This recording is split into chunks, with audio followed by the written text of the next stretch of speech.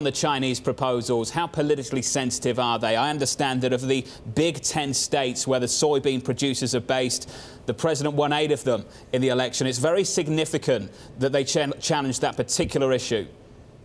Absolutely, John. I think that 2 of Trump's biggest constituencies, the Farm Belt and Wall Street, would be very upset if this thing really did become a trade war.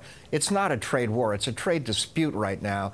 And I agree with many of the sound bites you ran earlier that I think there will eventually be a deal. I think Larry Kudlow got it right, that this is just an opening salvo that now begins negotiations. Greg, why are people finding it so difficult to absorb the facts and get caught up with the rhetoric still? We've had a year to condition ourselves to this, but seemingly many investors still struggling.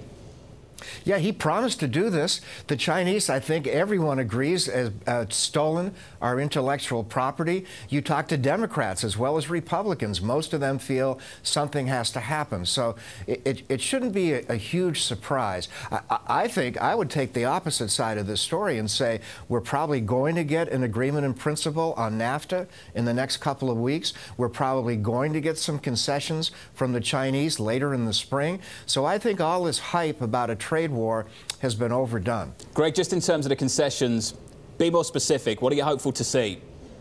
On the Chinese side, I think clearly intellectual property, they've got to cut a deal there. They have been stealing books, movies, CDs, you name it. I think on things like autos, too, their tariffs are really high. On financial services, their tariffs are really high. But I think the key here, as Kudlow and others have said, there's already back-channel talks going on. It's not like we're in an impasse where nobody's speaking. We're already negotiating in private.